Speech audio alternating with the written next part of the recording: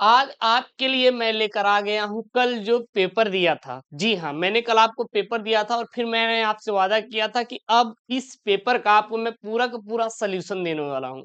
तो आज के इस वीडियो में मैं पेपर का जो आपको कल ईई पेपर बनाया था, फिजिक्स का आपका पेपर था और वो भी वायरल मॉडल पेपर, अभी तक उस पेपर को नहीं देखे हैं तो link in the description box जाइए, पहले उस पेपर को देखिए जो कि आपके 4 मार्च फिजिक्स के लिए, उसके बाद आइए इस पेपर का क्या देखिए पूरा पूरा सोल्यूशन देखिए, वो भी आप अपने बोर्ड की कॉपी पर देख सकते हैं। जी हाँ, ये 70 नंबर वाली बोर्ड की कॉपी है जो कि वायरल मॉडल पेपर का पूरा पूरा क्या है, सोल्यूशन है भाई साहब। और इस वीडियो को सबसे पहले आप लोग क्या करेंगे, एक बार शेयर कर देंगे। एक बार आप लोग इस वीडियो को please I humble request you share कर देंगे अपने दोस्तों के साथ, ताकि वो लोग अपने बोर्ड एग्जाम की तैयारी बेहतर से कर पाए, वो भी यूपी बोर्ड एग्जाम फिजिक्स का जो 4 मार्च का पेपर है। ठीक है ना, तो आज हम लोग देखने वाले हैं। सबसे पहले जो पेपर था, आपने पेपर देख लिया था कल, उसमें आपके 5 खंड थे, तो सबसे पहले हम लोग एक एक खंड करके सॉल्व करेंगे और देख सकते हैं कि बोर्ड में किस प्रकार से लिखना है ताकि आपको फिजिक्स में, जी हाँ, 70 में 70 मिल पाए। अगर ये 70 नंबर टारगेट है तो ये वीडियो बहुत इंपॉर्टेंट है यार। तो प्लीज पहले आप लोग वीडियो को लाइक करिए, चैनल को सब्सक्राइब करिए और एक बार अपने दोस्तों के साथ वीडियो को जोर से जोर शेयर करिएगा। तो सबसे पहले क्या डालेंगे आप लोग, खंड अ डालेंगे। क्या डालेंगे, खंड जो कि बहुविकल्पी होता है कि नहीं। और उसमें डालेंगे प्रश्नोत्तर संख्या पहले का क। क्या डालेंगे, प्रश्नोत्तर संख्या पहले का क। देखिए प्रश्न क्या बोल रहा था, जैसा बोल रहा था बस वैसे उतारा है मैंने, सेम टू सेम, कोई दिक्कत नहीं है। ऐसे लिखिएगा, सबसे पहले प्रश्न लिखिएगा, एक 5 सेंटीमीटर त्रिज्या वाले धातु के खोखले गोली सतह को इस प्रकार आवेशित किया जाता है कि इसके तल पर कितना 10 वोल्ट का विभव हो तो केंद्र पर विभव है। यदि इसके तल पर कितना 10 वोल्ट का विभव है तो केंद्र पर विभव कितना होगा। चार आसन दिया था, 10 वोल्ट, 0 वोल्ट वही विभव होगा जो तल से 5 सेंटीमीटर की दूरी पर होगा, वही विभव होगा जो तल से 25 सेंटीमीटर की दूरी पर होगा। तो इसको सॉल्व कैसे करेंगे, उत्तर में आप सीधा लिखेंगे कि एक आवेशित धातु के खोखले गोले के अंदर विभव का मान हमेशा क्या होता है, स्थिर रहता है, जबकि वैद्युत क्षेत्र क्या होता है, हमेशा और हमेशा शून्य होता है। अतः केंद्र पर विभव पृष्ठ के सतह पर क्या होगा, समान होगा। अर्थात इसमें राइट ऑप्शन क्या हो जाएगा आपका, 10 वोल्ट निकल कर आ जाएगा। यहाँ पे राइट ऑप्शन आपका क्या हो जाएगा, बी वाला हो जाएगा। कितना जाएगा आपका, 10 वोल्ट निकल कर आ जाएगा। चलिए सेकंड वाला प्रश्न आप देखेंगे, प्रश्नोत्तर संख्या पहले का ख। प्रश्नोत्तर संख्या पहले का ख है। यहाँ पे बोला क्या जा रहा है, सबसे पहले थोड़ा सा जूम आउट कर लेंगे ताकि आपको अच्छे से समझ में आए। आई थिंक अब आपको समझ आ रहा होगा। थोड़ा सा मैं अपने कैमरे कैमरे को एक फ्रिक्वेंसी के साथ सेट कर लेता हूँ ताकि आप अच्छे समझ पाए। ठीक है ना, कोई दिक्कत नहीं होगी, बहुत ही अच्छे तरीके से मैं आपको समझाने वाला हूँ पूरा का पूरा पेपर। चलिए अब समझ आ रहा है ना। तो यहाँ पे देखिए प्रश्न क्या है, सबसे पहले देखिएगा प्रश्न ये बोल रहा है कि एक 24 ओम प्रतिरोध वाले तार को एक समबाहु त्रिभुज के रूप में मोड़ा जाता है। किसी दो किनारों के बीच प्रभावी प्रतिरोध है। कोई 24 ओम का प्रतिरोध तार को एक समबाहु त्रिभुज में क्या कर दिया जाता है भाई साहब, इसको मोड़ दिया जाता है। तो दो किनारों के बीच प्रभावी प्रतिरोध क्या होगा, 9/2 ओम, 24 ओम, 12 ओम या फिर 16/3 ओम। तो इसको कैसे करेंगे, सबसे पहले 24 ओम के तार को जो है इसको समबाहु त्रिभुज में अगर हम लोग बांटेंगे तो आर कितना हो जाएगा, 24 हो जाएगा, 8 ओम आ जाएगा। इसको हम लोग R1 मान रहे हैं, इसको R2 और इसको मान लीजिए R3 है। क्या है, R3 है। अब यहां पर अगर देखेंगे, अगर एक लेंगे ना, ऐसे है आपका, ऐसे है ना, ऐसे है समबाहु त्रिभुज की तरह। तो R1 व R2 श्रेणी क्रम में है, तब इसका प्रतिरोध क्या हो जाएगा, R बराबर R1 प्लस R2। अगर श्रेणी क्रम में है तो R बराबर R1 प्लस R2, तो कितना हो जाएगा, 16 ओम। जब R तुल्यांकी प्रतिरोध व R3 दोनों समांतर क्रम में हो, परिपथ का कुल तुल्यांकी प्रतिरोध कितना होगा, R डैश होगा।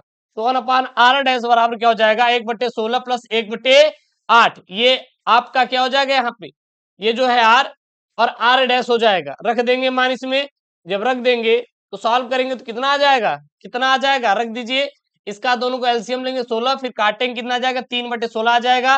R डैश बराबर क्या हो जाएगा, 16/3 ओम निकल कर आ जाएगा, 16/3 3 ओम निकल कर आ जाएगा, तो राइट ऑप्शन क्या हो जाएगा यहाँ पे, डी वाला आपका राइट ऑप्शन हो जाएगा। डी वाला क्या हो जाएगा आपका, राइट ऑप्शन हो जाएगा। क्लियर है ना। अगला देखिए, प्रश्नोत्तर संख्या पहले का ग, प्रश्नोत्तर संख्या पहले का ग क्या बोल रहा है यहाँ पे, हेनरी प्रति मीटर का मात्रक है। पूरा पूरा ये पेपर सॉल्व है भाई साहब, कल मैंने पेपर पढ़ाया था, नहीं देखे हैं तो जाके देख लीजिए, link in the description box video का। हेनरी प्रति मीटर का मात्रक क्या होता है, वैद्युशीलता का, चुंबकीशीलता का, परावैद्युतांक का, या फिर स्वप्रेरकत्व का। मतलब कि हेनरी प्रति मीटर मात्रक है किसका है, तो यहाँ आप सीधा लिखेंगे, सीधा लिखेंगे कि जो चुंबकशीलता का मात्रक होता है हेनरी प्रति मीटर होता है। किसका होता है, चुंबकशीलता का जो मात्रक होता है हेनरी प्रति मीटर होता है। यानी कि राइट ऑप्शन आपका क्या हो जाएगा, बी वाला होकर हो जाएगा। अगला प्रश्न है पहले का घ, बोल क्या रहा है, सबसे पहले ये देखिए, एक नाभिक के विखंडन में 3.2 इंटू 10⁻11 जूल ऊर्जा क्या होती है, निकलती है।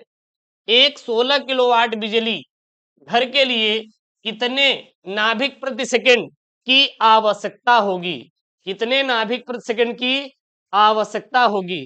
तो यहाँ पे आपके पास कितने ऑप्शन है, 4 ऑप्शन है, 5 इंटू 10⁻14, 5 इंटू 10⁻12, 0.5 इंटू 10⁻12 या 0.5 इंटू 10⁻14।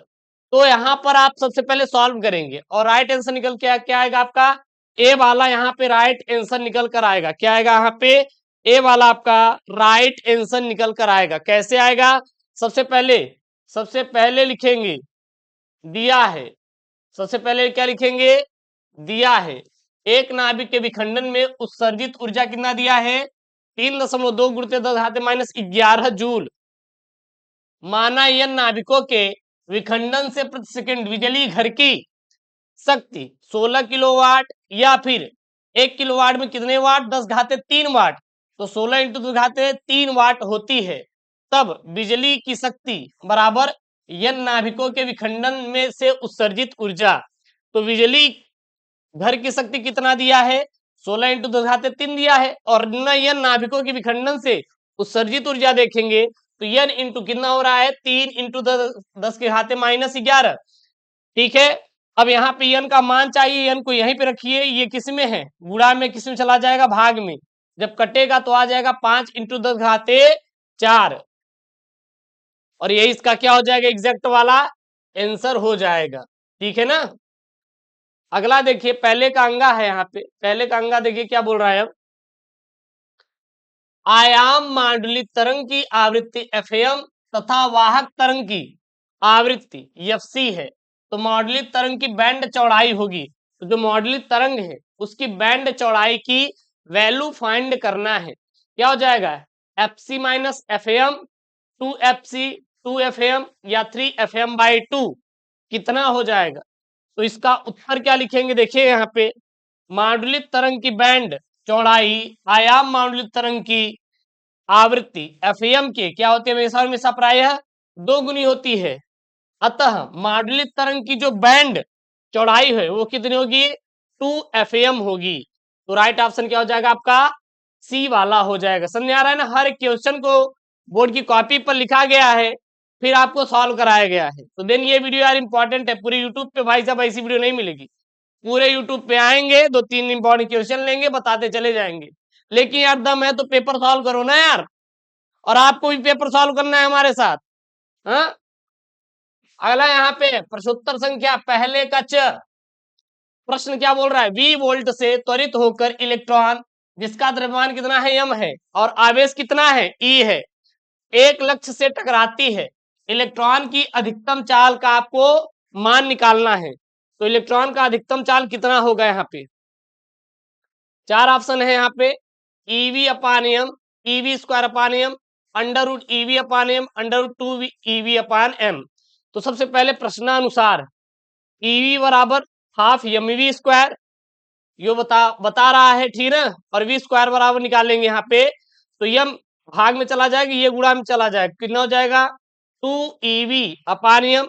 अब इलेक्ट्रॉन की अधिकतम चाल अगर निकालना हो तो ये स्क्वायर में है ना, अगर वर्गमूल लेंगे तो ये इधर अंडर लग जाएगा, और कितना आ जाएगा, v बराबर अंडर 2 EV अपान एम, यही वाला क्या हो जाएगा आपका राइट ऑप्शन हो जाएगा। राइट ऑप्शन ढूंढो भाई, कहाँ दिख रहा है, यहाँ पे दिख रहा है। अंडर रूट 2 EV अपान एम, बस काम खत्म हुआ। उसके बाद खंड ब है, क्या है यहाँ पे खंड ब शुरू होगा। दो नंबर वाले खंड ब है यहाँ पे। सबसे पहला प्रश्न क्या बोल रहा है, प्रश्नोत्तर संख्या दूसरे का यहाँ पे क बोल क्या रहा है प्रश्न, दो आवेशित क्षैतिज प्लेट जिनके बीच की दूरी कितनी है 2 सेंटीमीटर है के बीच 4 गुणित 10 घाते -13 किलोग्राम भार तथा 2.4 इंटू 10 घाते -18 गुलाम आवेश का एक कण स्थिर होकर लटक रहा है। दोनों प्लेटों के बीच विभवांतर ज्ञात कीजिए। जी का मान कितना दे रखा है 10 मीटर पर सेकेंड स्क्वायर या फिर 9.8 कभी वो बोल देगा, ठीक है ना। अब उत्तर में क्या लिखेंगे, उत्तर में लिखेंगे दो आवेशित प्लेटों के बीच की दूरी d बराबर कितना दिया है 2 सेंटीमीटर। अगर ये सेंटीमीटर में है तो इसको किसी में बदल लेंगे मीटर में। 1 मीटर में देखेंगे 1 मीटर में कितना होता है 100 सेंटीमीटर होता है। अगर 1 सेंटीमीटर निकालना है तो ये इधर चला जाएगा, तो 1 सेंटीमीटर बराबर हो जाएगा 10 के घाते -2 मीटर। तो यहाँ देखिए 1 सेंटीमीटर में कितना मीटर 10 घाते -2 सेंटीमीटर है, और यही इसमें गुणा कर दिया गया तो 2 इंटू 10 घाते -2 मीटर यहाँ पे हो गया है। अब दोनों प्लेटों के बीच स्थित कण का द्रव्यमान m बराबर कितना दिया है 4 इंटू 10 घाते -13 किलोग्राम दे रखा है, और कण का आवेश भी कितना दे रखा है 2.4 इंटू 10 घाते -18 गुलाम वो आवेश भी दिया है। तब साम्यावस्था पर देखें तो फार्मूला होता है Q इंटू ई बराबर m इंटू जी। अब यहाँ पे E का आपको मान निकालना है, विभवांतर का मान निकालना है। Q कितना दिया है 2.4 इंटू 10 घाते -18 रख देंगे यहाँ पे।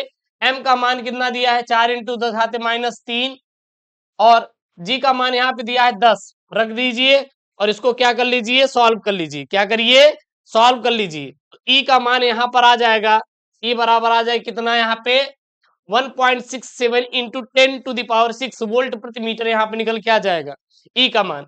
अब दोनों प्लेटों के बीच विभवांतर निकाल लीजिए, तो V बराबर क्या होता है E इंटू डी होता है। E का मान रखिए, D का मान वो दिया ही था वहां पे, तो 2 इंटू 10 घाते -2 यहाँ पे रख देंगे, और E का मान रख देंगे, तो बीच का विभवांतर क्या हो जाएगा 3 इंटू 3.34 गुणित 10 घाते 4 वोल्ट निकल कर आ जाएगा। यही इसका राइट आंसर हो जाएगा, ठीक है ना। प्रश्नोत्तर संख्या दूसरे का ख देखिए क्या बोल रहा है। दूसरे का ख बोल रहा है, प्रश्न सबसे पहले देखिए, एक कुंडलनी से बद्ध चुंबकीय फ्लक्स 0.1 सेकंड में 1 वेबर से 0.1 वेबर कर दिया जाता है। कुंडलनी में प्रेरित विद्युत वाहक बल का मान क्या होगा। प्रेरित विद्युत वाहक बल का मान निकालना है। सबसे पहले दिया है, क्या दिया है, एक कुंडली में चुंबकीय फ्लक्स परिवर्तन का समय डेल्टा टी बराबर 0.1 सेकेंड दिया है, तथा कुंडलनी में कुल फ्लक्स परिवर्तन डेल्टा फाई बराबर φ2 - φ1 ये भी इन्होंने दे रखा है, ठीक है ना। तो यहाँ पे क्या आ जाएगा, क्या आ जाएगा डेल्टा फाई बराबर φ2 और φ1 का मान रख दीजिए, तो कितना हो जाएगा -0.9 वेबर। अब कुंडलिनी में प्रेरित विद्युत वाहक बल क्या निकालना है EMF इलेक्ट्रोमोटिव फोर्स, तो minus delta phi upon delta T formula होता है, और डेल्टा फाई का मान यहाँ पे निकल कर आ गया ना -0.9, और डेल्टा टी का मान 0.1 सेकेंड रख दीजिए, तो आ जाएगा आपका 9 वोल्ट, और यही क्या हो जाएगा राइट आंसर हो जाएगा। छाप लीजिएगा, बाद में मत कहिएगा गुरुदेव नहीं बताए हमारे पेपर में जो आने वाला प्रश्न है। जो हमारे पेपर में आने वाला प्रश्न नहीं बताया, इसलिए मैं आपको पूरा पेपर सॉल्व करवा रहा हूं। बाद में आप मत बोलिएगा कुछ भी। प्रश्न नंबर दूसरे का अगर देखिए क्या बोल रहा है, दूसरे का बोल रहा है प्रश्न, सूर्योदय तथा सूर्यास्त के समय आकाश में सूर्य लाल दृष्टिगोचर क्यों होता है। आखिरकार ऐसा क्या होता है जो कि जब सूर्योदय होता है और सूर्यास्त मतलब जब सूर्य निकलता है और सूर्य अस्त होता है, उस समय सूर्य लाल दिखाई पड़ता है, ऐसा क्या मेजर रीजन है? ठीक है, तो वो चीज यहाँ पे हम लोग देखते हैं। उत्तर में लिखेंगे क्या भैया? लिखेंगे सीधा लिखेंगे, सूर्योदय तथा सूर्यास्त के समय सूर्य लाल दिखाई देता है क्योंकि लाल प्रकाश का प्रकीर्णन सबसे कम होता है, अतः इसकी तरंगदैर्घ्य सबसे अधिक होती है, जिससे यह हमारी आंखों तक आसानी से क्या हो जाता है? पहुंच जाता है। बस। उसके बाद प्रश्नोत्तर संख्या दूसरे का घ।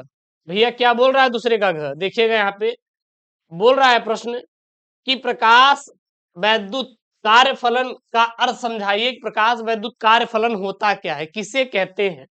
तो उत्तर में लिखेंगे वह न्यूनतम ऊर्जा जो इलेक्ट्रॉन की धातु की सतह से, वह न्यूनतम ऊर्जा जो इलेक्ट्रॉन की धातु की सतह से मुक्त करने के लिए आवश्यक होता है, उसे धातु का कार्यफलन कहते हैं। और धातु का कार्यफलन W बराबर क्या होता है? H इंटू V0 होता है। ध्यान दीजिएगा, यह धातु की प्रकृति तथा धातु की सतह पर उपस्थित अशुद्धियों पर निर्भर करता है। इसका मात्रक क्या होता है? जूल, इलेक्ट्रॉन वोल्ट, या फिर क्या होता है? अर्ग होता है। क्या होता है? अर्ग होता है। उसके बाद दूसरे का अंगा प्रश्न देखिए क्या बोल रहा है। ये प्रश्न बोल रहा है एवेलॉन्स भंजन से आप क्या समझते हैं? एवेलॉन्स भंजन क्या होता है? तो उत्तर में क्या लिखेंगे? पीएन संधि की उत्क्रम अभिनात में यदि लगाए गए विभव को बहुत अधिक बढ़ाया जाए तो विभव एक निश्चित मान पर संधि के निकट सभी सहसंयोजक बंध टूट जाते हैं, अतः उत्क्रम धारा का मान बहुत तेजी से क्या हो जाता है? बढ़ जाता है, और इस घटना को एवलांस भंजन कहते हैं। क्या कहते हैं? एवलांस भंजन कहा जाता है। ठीक है, कोई दिक्कत बिल्कुल भी नहीं। उसके बाद दूसरे का च है यहाँ पे। दूसरे का च क्या बोल रहा है यहाँ पे? एक कूलाम आवेश में कितने इलेक्ट्रॉन होते हैं? एक कूलाम आवेश में इलेक्ट्रॉन संख्या निकालना है। माना एक कूलम आवेश में इलेक्ट्रॉन की संख्या क्या है? n है। क्या है? n है। तो एक इलेक्ट्रॉन कितने आवेश? 1.6 into 10 to the power -9 coulomb होता है। अब यहीं से आप इसको सॉल्व कर लीजिएगा, कोई दिक्कत नहीं है, आप कर लेंगे। ठीक है ना? नहीं हो पाएगा तो बताइएगा, एक प्रश्न आप खुद से करिएगा। अगला देखिए खंड स है। क्या है यहाँ पे? खंड स है। अब खंड स में तीसरे का क्या है? क प्रश्न है। देखिए प्रश्नोत्तर संख्या तीसरे का क क्या बोल रहा है यहाँ पे प्रश्न? परिपथ चित्र देते हुए एक पीएनपी ट्रांजिस्टर की क्रियाविधि का क्या करिए? आपको वर्णन करना है, यानी कि बोले तो समझाना है। उत्तर में क्या लिखेंगे? उत्सर्जक आधार संधि के अग्र अभिनत होने की स्थिति में पी क्षेत्र में उपस्थित कोटर आधार की ओर गति करते हैं, जबकि n क्षेत्र में उपस्थित इलेक्ट्रॉन पी क्षेत्र की ओर क्या करते हैं? गति करते हैं। आधार के बहुत पतला होने के कारण लगभग 98% कोटर इस प्रकार करके संग्राहक तक पहुंच जाते हैं। लगभग 2% इलेक्ट्रॉन आधार में उपस्थित इलेक्ट्रॉन से संयोग करते हैं, और इस प्रकार स्थिति में बैटरी VEE के ऋण सिरे से एक नवजात इलेक्ट्रॉन निकलता है तथा आधार में प्रवेश करता है, जिसके कारण एक क्षीण धारा IB बहने लगती है और कोटर संग्राहक में प्रवेश कर जाते हैं, और उत्क्रम अभिनत क्या यहाँ पे? उत्क्रम अभिनत के कारण टर्मिनल विभवांतर C तक पहुंच जाते हैं, और इस स्थिति में बैटरी VCC से इलेक्ट्रॉन आकर इसे उदासीन कर देता है। इस स्थिति में धारा IC बहती है, और धाराएं IB तथा IC मिलकर निर्गत धारा IE बनाती है, अर्थात IB प्लस IC की क्या होती है? बराबर होती है। और यहाँ पे देख सकते हैं, यहाँ पे फिगर बनाया गया है, ये E है, ये PNP है, C ये B है, इधर EC और यहाँ पे B है। ठीक है ना? यहाँ पे ये बनाए गए हैं, फिर यहाँ की पूरा फिगर है, और ये आपका बैटरी है VEE VCC, उधर IC है, इधर IE है, ये E है, उधर सी है, ये पीएनपी है। इसी के बारे में हमने वहां पे पूरा पूरा डिस्कशन किया है, तो एक बार स्क्रीनशॉट कर लीजिए, करना है तो ठीक है ना। उसके बाद प्रश्न संख्या 3 का ख है। देखिएगा प्रश्न संख्या 3 का ख क्या बोल रहा है यहाँ पे। प्रश्न ये बोल रहा है कि हाइड्रोजन परमाणु की nवीं कक्षा में इलेक्ट्रॉनों की ऊर्जा का सूत्र लिखिए और इसके आयनन विभव तथा प्रथम उत्तेजन ऊर्जा का मान भी आपको लिखना है। ठीक है, सबसे पहले उत्तर लिखेंगे, क्या लिखेंगे, हाइड्रोजन परमाणु की nवीं कक्षा के लिए इलेक्ट्रॉन की ऊर्जा En बराबर क्या होता है, mz² e⁴ 8 यानी कि 8 अपसाइलन 0 का स्क्वायर h² इंटू 1/n का स्क्वायर। अब हाइड्रोजन परमाणु के लिए z का मान कितना होता है, 1 होता है। अतः nवीं कक्षा में इलेक्ट्रॉनिक की ऊर्जा En बराबर क्या हो जाएगा, क्योंकि z का मान जब हम 1 रख देंगे यहाँ पर, me⁴/8 अपसाइलन 0 का स्क्वायर h का स्क्वायर इंटू 1/n², ये यहाँ पे मान निकल के आ जाएगा। क्लियर है। उसके बाद हम इसको सॉल्व करेंगे, मान रखेंगे तो आ जाएगा यहाँ पे, कितना आ जाएगा यहाँ पे, इसका निकल कर आ जाएगा माइनस En बराबर -13.6/n²। ये यहाँ पे वैल्यू निकल कर आ जाए, क्योंकि एप्सिलॉन 0 और E का मान रख देंगे, ठीक है ना, और H का मान रख देंगे। फिर लिखेंगे अतः अतः हाइड्रोजन परमाणु को यदि निम्नतम अथवा मूल में +13.6 इलेक्ट्रॉन वोल्ट ऊर्जा बाहर से दे दी जाए तो परमाणु का कुल ऊर्जा -13.6 electron volt plus 13.6 electron volt, इसको जोड़ देंगे तो बराबर 0 हो जाएगा, अर्थात परमाणु आयनित अवस्था में पहुंच जाएगा। यही विभव 13.6 इलेक्ट्रॉन वोल्ट हाइड्रोजन परमाणु का आयनन विभव तथा उत्तेजन विभव कहलाता है। बस, और आपको कुछ भी करने की जरूरत बिल्कुल भी नहीं है। उसके बाद प्रश्नोत्तर संख्या 3 का ग है। 3 का ग प्रश्न क्या बोल रहा है यहाँ पे, यदि प्रिज्म का कोण तथा न्यूनतम विचलन कोण बराबर है तो प्रिज्म के पदार्थ का अपवर्तनांक ज्ञात कीजिए। प्रिज्म के पदार्थ का अपवर्तनांक आपको ज्ञात करना है, ठीक है ना। सबसे पहले यहाँ पे प्रश्न है और उत्तर क्या बोल रहा है, माना यदि प्रिज्म का कोण ए तथा अल्पतम विचलन कोण यहाँ पे क्या डेल्टा एम हो तो प्रिज्म के पदार्थ का अपवर्तनांक n बराबर sine a plus delta M by 2 upon sine a by 2, ठीक है ना। उसके बाद प्रश्नानुसार क्या बोल रहा है, यदि प्रिज्म कोण तथा न्यूनतम विचलन कोण क्या है, बराबर है, तब डेल्टा एम बराबर क्या होगा, ए होगा। क्या होगा, ए होगा। अतः प्रिज्म के पदार्थ का अपवर्तनांक n बराबर sine a plus A upon 2 upon sine a by 2 बराबर क्या हो जाएगा, sine square a by 2 upon sine a by 2 हो जाएगा। फिर n बराबर क्या हो जाएगा, यहाँ पे जब मान रख देंगे, यहाँ पे साइन 2a का फार्मूला लगा दीजिए तो 2 sine a by 2 into cos a by 2 upon sine a by 2 बराबर sine a by 2 sine a by 2 cancel, कितना हो जाएगा, 2 कास a बाई 2, यही इसका क्या हो जाएगा, आंसर हो जाएगा। अगला यहाँ पे प्रश्न है 3 का घ। प्रश्न क्या बोल रहा है, सबसे पहले ये देखिएगा, पूरा आपको पेपर मैंने डिस्क्रिप्शन बॉक्स के अंदर डाल दिया, जाकर पेपर देख लीजिएगा, फिर इसको देख लीजिए, दोनों हो जाएगा। इसीलिए मैंने वहां पर भी प्रश्न जोड़ा है, पेपर तो पूरा पूरा है ही, ठीक है। एक पारदर्शी माध्यम पर आपतित प्रकाश परावर्तन के बाद पूर्णतः ध्रुवित हो जाता है।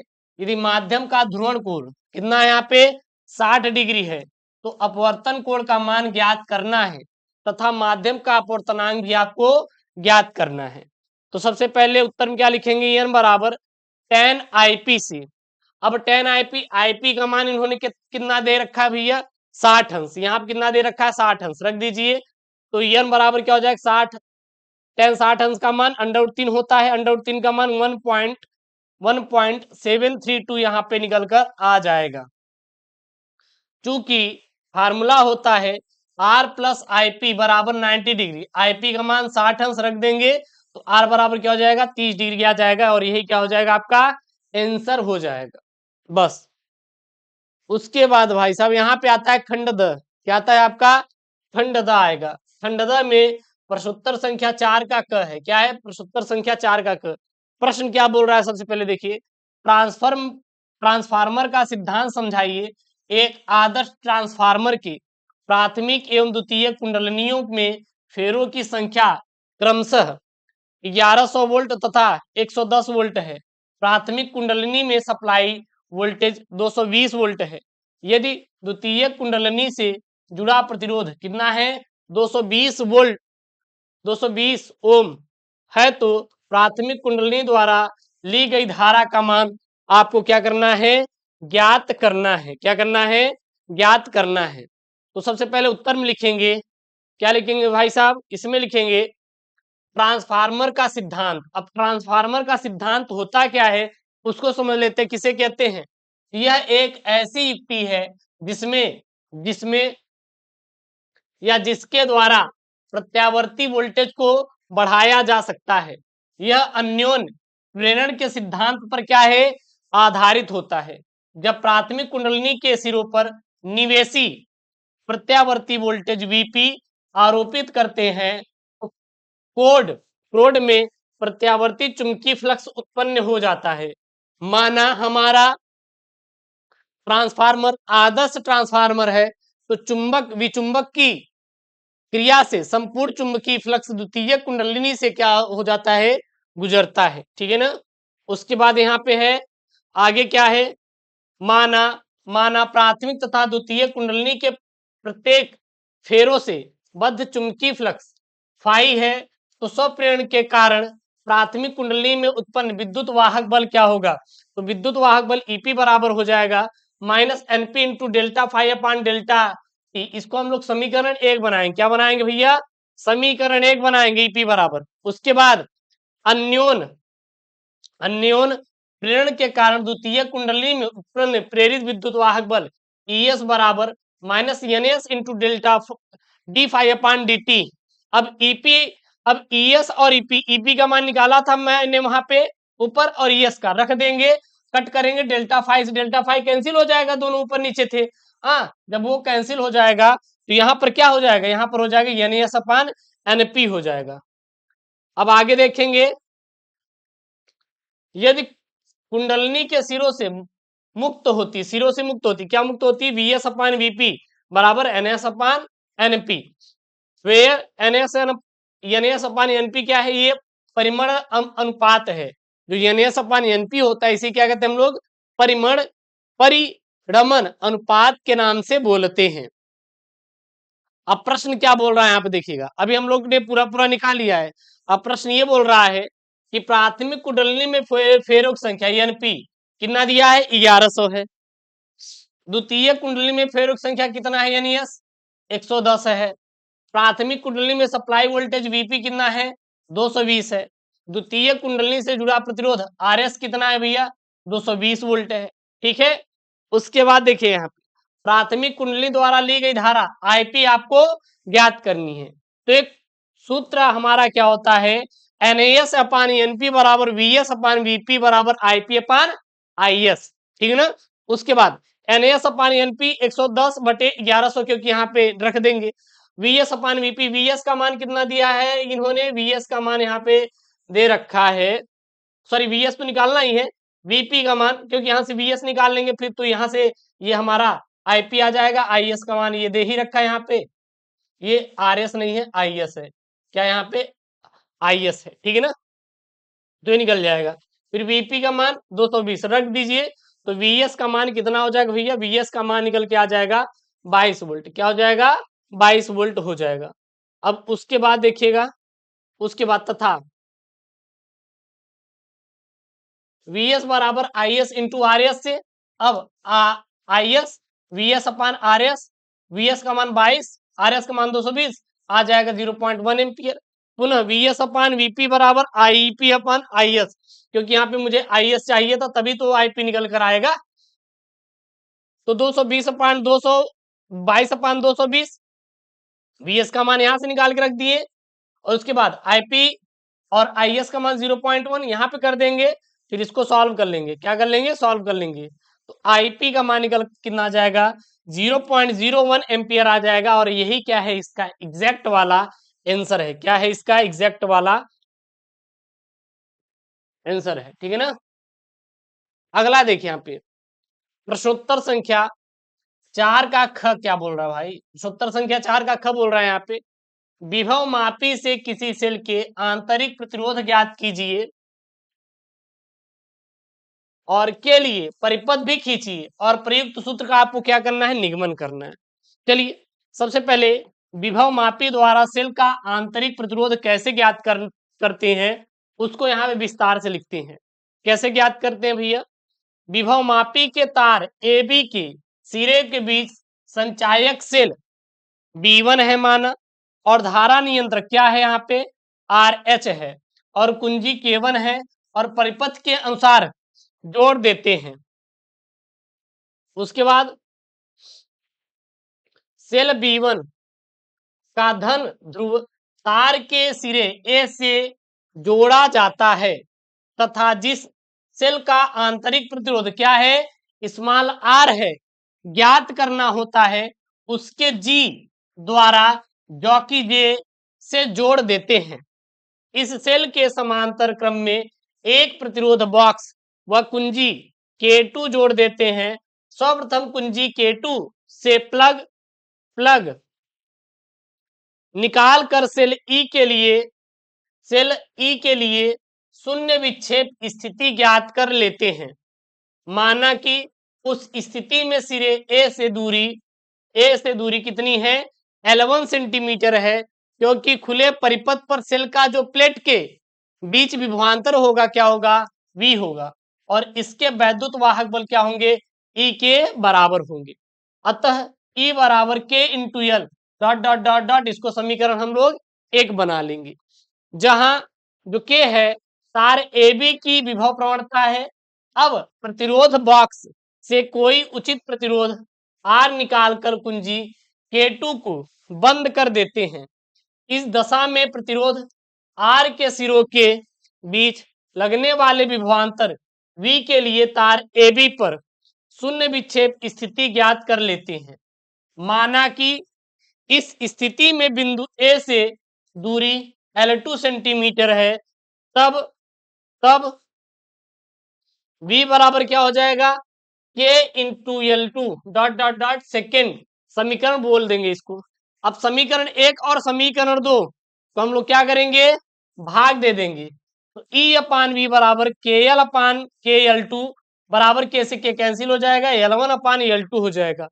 परंतु सूत्र के अनुसार सेल का जो आंतरिक प्रतिरोध होता है क्या होता है, स्मॉल r बराबर कैपिटल R E अपान V माइनस 1, और यहाँ पे R बराबर क्या हो जाएगा, ये जो यहाँ पे E अपान V है इसका हम लोग मान रखेंगे, कितना रखेंगे, L1 अपान L2 यहाँ पे रख देंगे।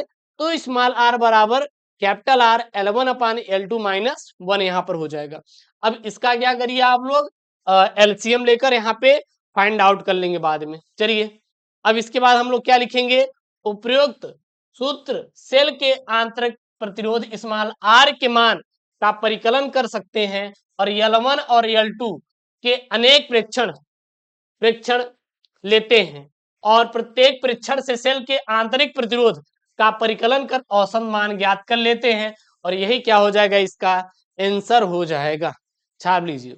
उसके बाद प्रश्नोत्तर संख्या 4 का ग, भैया क्या बोल रहा है यहाँ पे, 4 का ग प्रश्नोत्तर संख्या, प्रश्न बोल रहा है यहाँ पे, यदि एक इलेक्ट्रॉन को विरामावस्था V वोल्ट तक त्वरित किया जाता है तो इलेक्ट्रॉन से बद्ध डी ब्रॉगली तरंगदैर्ध्य का व्यंजक प्राप्त आपको करना रहेगा। ये एक मोस्ट इंपॉर्टेंट डेरिवेशन है, ध्यान दीजिएगा। सबसे पहले डी ब्रॉगली तरंगदैर्ध्य होता क्या है, किसे कहते हैं, तो प्रत्येक द्रव्यमान कण के साथ एक तरंग संबद्ध होता है जिसे डी ब्रॉगली तरंगदैर्ध्य कहते हैं। इसकी तरंगदैर्ध्य को डी ब्रॉगली तरंगदैर्ध्य हम लोग कहा जाता है। अब इसको अगर फॉर्मूला फाइंड आउट करना है तो कैसे करेंगे, माना यदि m द्रव्यमान का कण v वेग से गतिशील है तो संबद्ध डी ब्रॉगली तरंगदैर्ध्य लैम्डा बराबर h अपान p, समीकरण भैया 1 हो जाएगा। ठीक है ना, ठीक है गुरुदेव।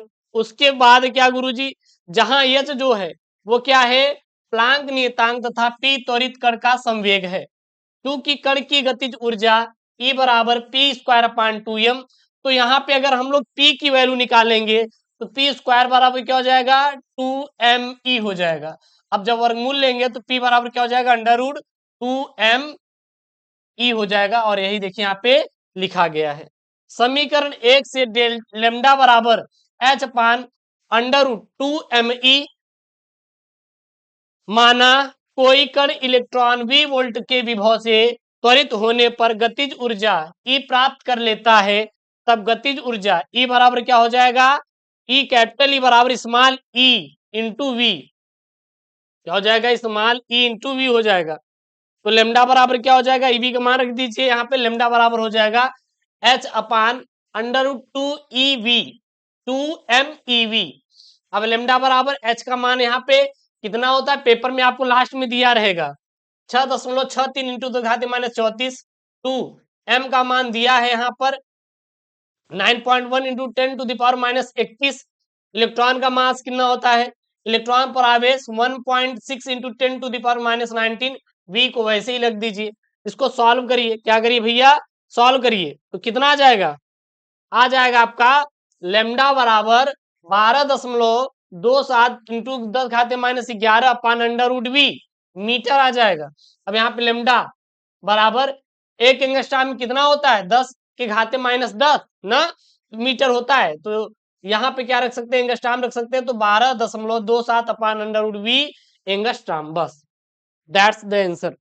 अतः कण की डी ब्रॉगली तरंग दैर्ध्य त्वरक विभव के वर्गमूल के क्या होता है, व्युत्क्रमानुपाती क्रमानुपाती होता है, बस, और आपको कुछ भी करने की जरूरत नहीं है। उसके बाद अगला प्रश्न है यहाँ पे कि समभारिक तथा समस्थानिक से आप क्या समझते हैं, प्रत्येक का एक एक उदाहरण दीजिए। तो समभारिक क्या होता है, विभिन्न तत्वों के ऐसे परमाणु जिनके परमाणु क्रमांक भिन्न भिन्न लेकिन परमाणु भार क्या होते हैं, समान होते हैं, परमाणु संख्या समान होता है, उसे समभारिक कहते हैं। क्या बोलते हैं भैया, समभारिक बोलते हैं। जैसे गुरुजी हाइड्रोजन के 3 समस्थानिक होते हैं, हाँ, 1s3 2s3 6c14 व 7n14 8o17 और 9EF17। और समस्थानिक क्या होता है, यहाँ पे यहाँ बोल सकते हैं हम लोग किसी परमाणु किसी एक ही तत्व के, देखिए यहाँ पे परमाणु भार क्या है, समान है, बस यही है, यही समझाना मैं चाहता हूं आपको, ठीक है ना। तत्व ऐसे भिन्न परमाणु किसी एक ही तत्व के ऐसे विभिन्न परमाणु जिनके नाभिकों में प्रोटॉनों की संख्या समान होती है पर न्यूट्रॉनों की संख्या क्या होती है, भिन्न भिन्न होती है, समस्थानिक कहलाते हैं। अर्थात एक ही तत्व के ऐसे परमाणु जिनके परमाणु क्रमांक समान परंतु परमाणु भार क्या होते हैं, भिन्न भिन्न होते हैं, समस्थानिक कहलाते हैं, बस। उसके बाद चौथा का अंगा प्रश्न है। देखिए प्रश्न क्या बोल रहा है भैया, चौथा का लास्ट प्रश्न, नति कोण की परिभाषा दीजिए और किसी स्थान पर पृथ्वी के चुंबकीय क्षेत्र की तीव्रता के क्षैतिज घटक तथा ऊर्ध्वाधर घटक के मान क्रमशः 0.10⁻⁴ वेबर प्रति मीटर स्क्वायर तथा 3 इंटू 10⁻5 वेबर प्रति मीटर है, तो उस स्थान पर पृथ्वी के संपूर्ण चुंबकीय क्षेत्र की तीव्रता तथा नति कोण आपको ज्ञात करना रहेगा, ठीक है। तो सर हम इसको कैसे करेंगे, सबसे पहले लिखेंगे नति कोण अथवा नमन कोण। नति कोण अथवा नमन कोण होता क्या है, यदि किसी चुंबकीय सुई को उसके गुरुत्व केंद्र से स्वतंत्रता पूर्वक इस प्रकार लटकाया जाए कि सुई ऊर्ध्वाधर तल में घूम सके, तो चुंबकीय आमुत्तर में स्थिर होने पर सुई क्षैतिज दिशा में कुछ झुक जाता है, और इस अवस्था में सुई की चुंबकीय अक्ष चुंबकीय यामुत्तर में क्षैतिज दिशा के साथ जो कोण बनाता है उसे हम लोग क्या कहते हैं, नति कोण कहते हैं, उसे नति कोण कहा जाता है, ठीक है ना। प्रश्नानुसार प्रश्न में क्या बोल रहा है, प्रश्न में ये बोल रहा है पृथ्वी के क्षेत्र का क्षैतिज घटक H बराबर BE cos थीटा। अब यहाँ पे BE का मान कितना है, 0.3 इंटू 10⁻14 वेबर प्रति मीटर स्क्वायर, और पृथ्वी के क्षेत्र का ऊर्ध्वाधर घटक V बराबर BE sin थीटा। अब BE का मान 3 इंटू √3 और साइन थीटा का मान, इसका पूरा मान कितना दिया है, इंटू 10⁻5 वेबर प्रति मीटर स्क्वायर, H और V का मान, ठीक है ना। उसके बाद देखिए यहाँ पे, अतः पृथ्वी के संपूर्ण चुंबकीय क्षेत्र की तीव्रता क्या हो जाएगी, BE बराबर under H square plus V square. अब यहाँ पे मान रख दीजिए, रखेंगे और सॉल्व करेंगे तो कितना आ जाएगा, 6 इंटू 10⁻⁵ वेबर प्रति मीटर स्क्वायर निकलकर आ जाएगा। फिर नति कोण निकालना है, तो tan थीटा बराबर वी अपान एच हो जाएगा। वी का मान रखिए और एच का मान रख देंगे, तो tan थीटा का मान कितना आ जाएगा, यहाँ पे वो आ जाएगा √3। tan थीटा बराबर √3, और यहाँ पे √3 किसका मात्रक होता है, tan 60 अंश का। किसका हो जाएगा, tan 60 अंश का। तो tan थीटा बराबर tan 60 tan से tan हट जाएगा, थीटा बराबर क्या हो जाएगा, 60 अंश निकल कर आ जाएगा। देखिए यहाँ पे 60 अंश निकल कर आया हुआ है। उसके बाद प्रश्नोत्तर संख्या 5 का क है। देखिएगा प्रश्नोत्तर संख्या 5 का क क्या बोल रहा है। यहाँ प्रश्न बोल रहा है, एक 10 मेगाहर्ट्ज की वाहक तरंग का आयाम 20 एमवी है। इस 10 किलोहर्ट्ज की श्रवण तरंग जिसका आयाम 10 एमवी है के साथ मॉड्यूलेट किया गया परिणामी तरंग के ऊपरी तथा निचले पार्श्व बैंड की आवृत्तियां तथा उसके आयाम भी आपको क्या करना है, ज्ञात करना है। भाई साहब कैसे ज्ञात करेंगे, सबसे पहले हम लोग जानते हैं कि पार्श्व आवृत्ति, निम्न पार्श्व बैंड आवृत्ति और उच्च पार्श्व बैंड आवृत्ति किसे कहते हैं। तो आयाम मॉड्यूलित तरंग के मूल वाहक तरंग की आवृत्तियां अपरिवर्तित रहती है तथा दो नई आवृत्तियां fc माइनस fm है तथा fc प्लस fm उत्पन्न होती हैं, जिन्हें क्रमशः निम्न पार्श्व बैंड आवृत्ति तथा उच्च पार्श्व बैंड आवृत्ति कहते हैं। प्रश्नानुसार क्या, यहाँ पे प्रश्नानुसार fc बराबर क्या हो जाएगा, 10 मेगाहर्ट्ज, और fm बराबर 10 किलोहर्ट्ज, ec बराबर 200 एमवी और em बराबर क्या हो जाएगा, 10 एमवी। अब यहाँ पे रखेंगे, ठीक ना, ये मेगाहर्ट्ज है, ये मिली वोल्ट है। अब रख देंगे तो निकल कर आ जाएगा, यहाँ पे इसका मान रख देंगे, इसको वोल्ट में बदल देंगे और इसको मेगाहर्ट्ज से हर्ट्ज में बदल देंगे। तो 10 इंटू 10⁻⁶, 10 इंटू 10⁻3 और 2 इंटू 10⁻−3, और यहाँ पे हो जाएगा 10 इंटू 10⁻3। ठीक है ना।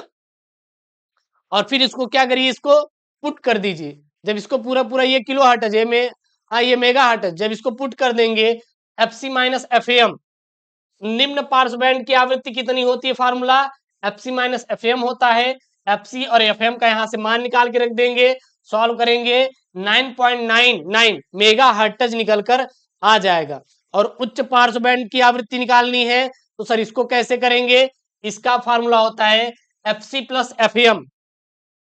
अब जहां पे एफसी माइनस एफएम था वहां पे एफसी प्लस एफएम हो गया, उसको ऐड कर दीजिए तो इसका जो निकल कर आ जाएगा मान, वो निकल कर आएगा भैया, कितना निकल कर आएगा, 10.01 मेगा हर्ट्ज। ठीक है ना।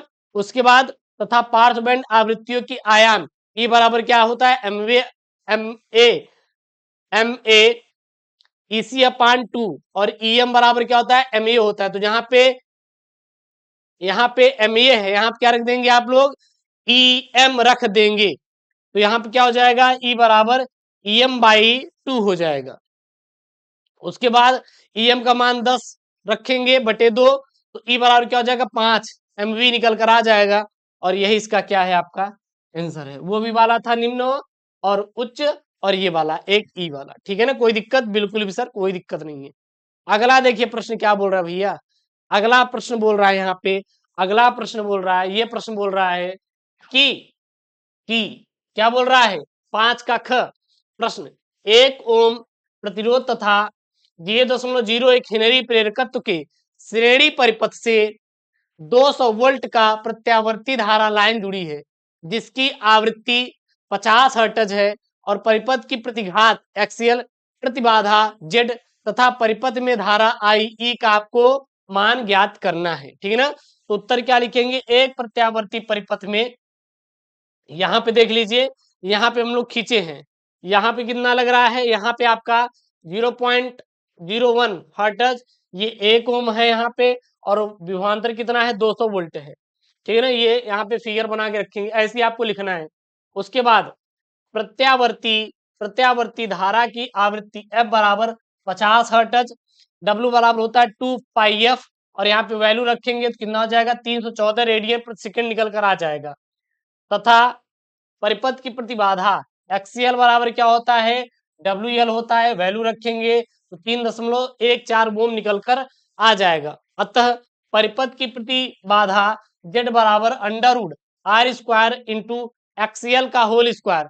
अब आर का मान रखेंगे, एक्सीएल का मान रखेंगे तो आ जाएगा यहाँ पे कितना आ जाएगा, 10.8 निकल कर आ जाएगा।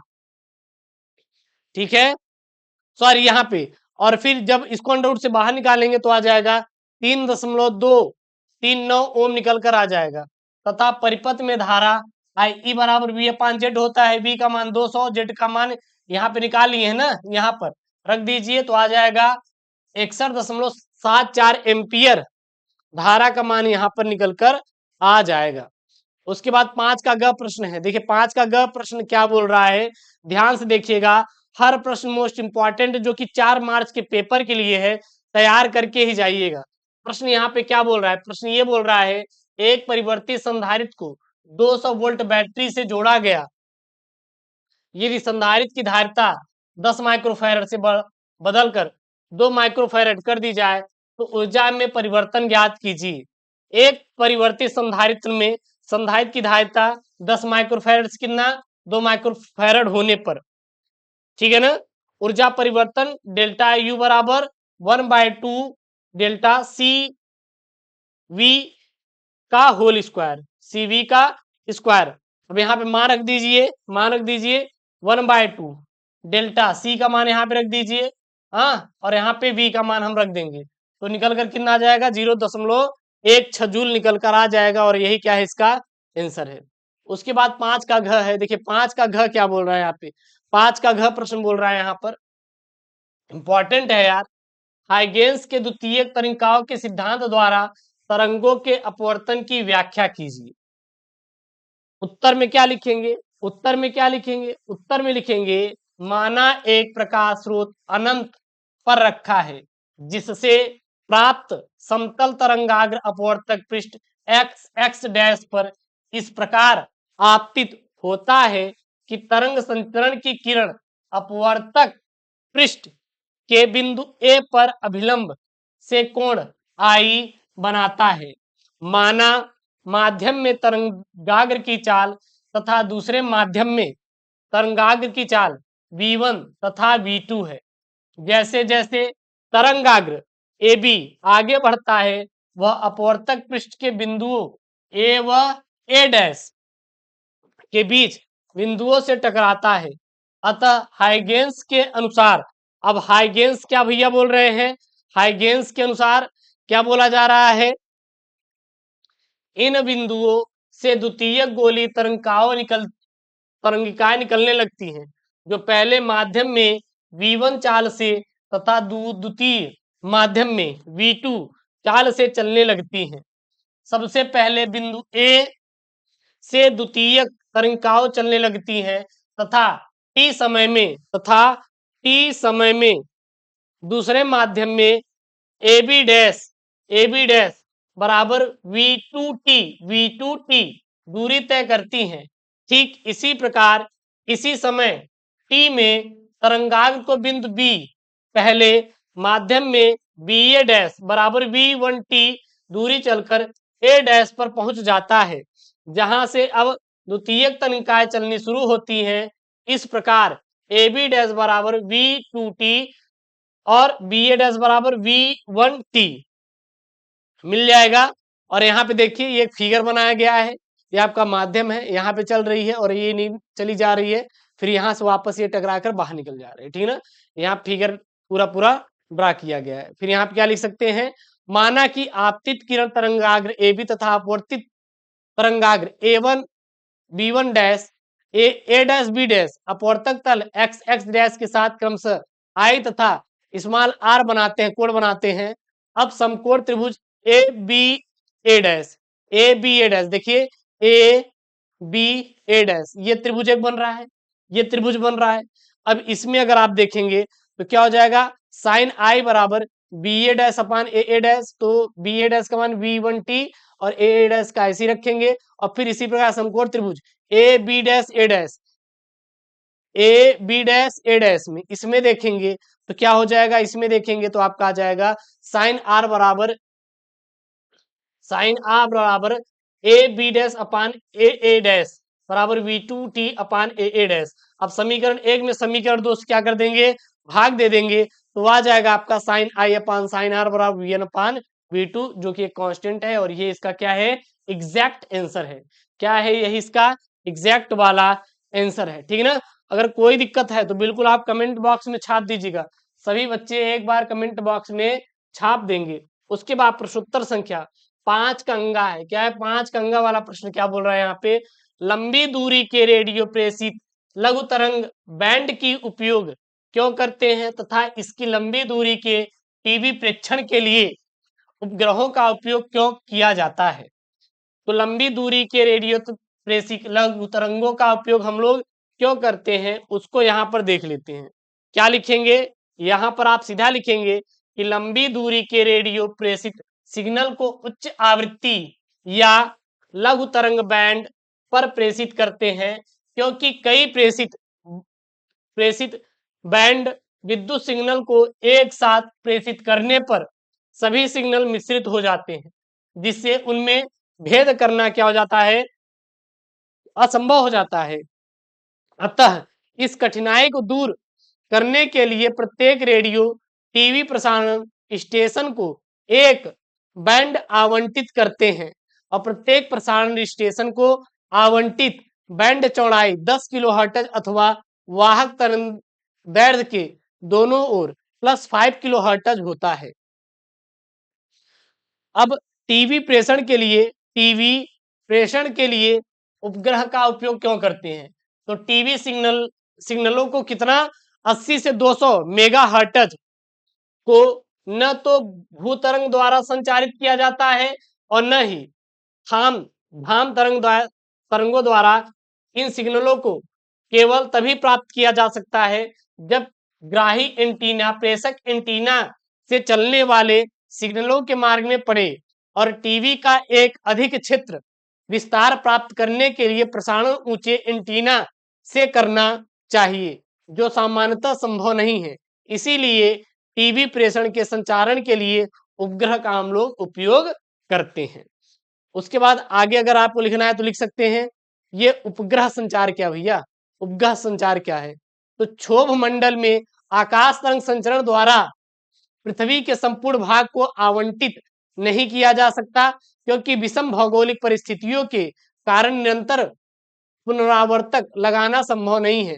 संचार उपग्रह एक भू तुल्यांकाली उपग्रह है, जो पृथ्वी सापेक्ष सदैव स्थिर प्रतीत होता है, और यह पृथ्वी तल से लगभग 3500 किलोमीटर ऊंचाई पर होता है।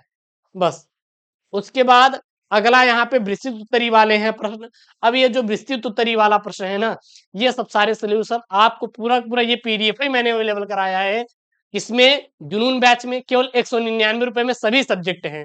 अब आगे का सोल्यूशन आपको उसी में मिल जाएगा। आगे आपका विस्तृत उत्तरी प्रश्न बचा हुआ है, तो आपको 199 रुपए में ज्वाइन कर लेना है। Link in the description box जुनून बैच का, वहां पूरा कंप्लीट मिल जाएगा, आपको टेंशन नहीं लेना है। लास्ट 4 ईयर पीवाईक्यू जो पेपर वहां पे मिल जाएगा, तो जाकर ज्वाइन कीजिए, link in the description box. और यहाँ पर मैंने पूरा पूरा पेपर को भैया सॉल्व किया है। ये विस्तृत उत्तरी प्रश्न तो आपको जुनून बैच में ही मिलेगा, जाकर आप कर लीजिए। लास्ट वाले ये प्रश्न है, 5 नंबर वाले, बहुत इंपॉर्टेंट वाले हैं, ठीक है ना, और टारगेटेड प्रश्न है। बाकी इसी प्रकार से मैं जो पेपर है वो सॉल्व करवा दूंगा, आप टेंशन मत लीजिएगा। और जो इसका पेपर जो था इसका link in the description box, मैंने कल ही पढ़ाया था, जाके आपने नहीं पढ़ा है तो पढ़ लीजिए। और उसके बाद ये सॉल्व देखिए, आपको बहुत मजा आएगा पढ़ने में। अगर आपको कोई दिक्कत हो रहा है तो बिल्कुल आप कमेंट बॉक्स में मेंशन कीजिए। 4 मार्च की बेहतरीन तैयारी और यूपी बोर्ड की एग्जाम की बेहतरीन तैयारी यस केम स्टडी करवा रहा है। प्लीज यार चैनल को सब्सक्राइब करिए और वीडियो को लाइक करिए। मिलते हैं नेक्स्ट वीडियो में दोस्तों। थैंक यू, जय हिंद।